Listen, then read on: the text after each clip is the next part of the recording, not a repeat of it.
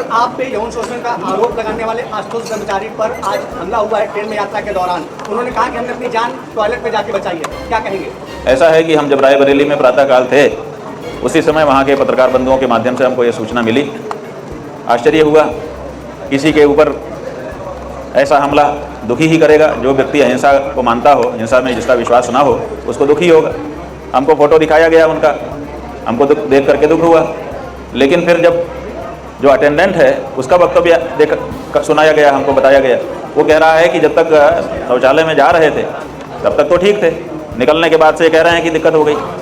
फिर उनका वक्तव्य भी बताया गया, वो कह रहे हैं कि मैंने टॉयलेट में जा करके अपनी जान बचाई, जैसा कि आप भी कह रहे हैं। इसका मतलब है कि हमला टॉयलेट में नहीं, बाहर हुआ है। तो जब बाहर किसी ने देखा ही नहीं और रेलवे में हुआ है, रेलवे जो है केवल एक जगह से दूसरी जगह ले जाने के लिए आपसे टिकट का भाड़ा नहीं लेती है, बल्कि इस अंतराल में सुरक्षा का भी जिम्मा लेती है। इसके लिए एक अलग से रेलवे पुलिस बना हुआ है, जीआरपी। तो जीआरपी स्टेशन के ऊपर भी नज़र रखती है कि कहीं कोई असामाजिक व्यक्ति तो नहीं आ गया है जो हमारे यात्रियों को खतरे में डाले। और हर ट्रेन में उनके चल दस्ते होते हैं जो घूमते रहते हैं और नज़र रखे रहते हैं। सीसीटीवी का भी ज़माना है, वो भी रहता है। ऐसी परिस्थिति में लोग मोबाइल रखे रहते हैं। आप देखिए, सब लोग मोबाइल निकाल के रिकॉर्ड कर रहे हैं। थोड़ी सी बात होने से तुरंत मोबाइल निकाल के लोग रिकॉर्ड करना शुरू कर देते हैं। ऐसी परिस्थिति में उनके ऊपर हमला हुआ, जानलेवा हमला हुआ, जैसा कि वो कह रहे हैं। उसके बाद भी किसी ने नहीं देखा, केवल उन्होंने ही देखा। इससे शंका उत्पन्न होती है। और उनका जो इतिहास रहा है अपराध का, वो भी बताता है कि आपराधिक इतिहास वाले जो लोग होते हैं वो अपने ऊपर स्वयं हमला करके अपने आप को विक्टिम के रूप में दिखाते हैं।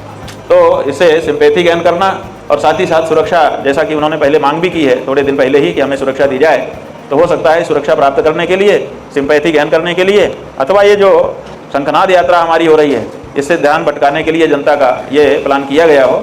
लेकिन हमारा इसमें इतना ही कहना है कि उनको सुरक्षा देनी चाहिए। प्रदेश सरकार को उनको पूर्ण सुरक्षा, जितने में उनको संतोष उतनी सुरक्षा देनी चाहिए। और वो जो आरोप लगा रहे हैं उसका जवाब न्यायालय में उनको हम लोग दे रहे हैं। अलग से हमको उनके ऊपर हमला करके चुप कराने की ज़रूरत नहीं है, क्योंकि हमने कहा है कि जो झूठा आरोप होता है वो अंततः झूठा ही सिद्ध होता है।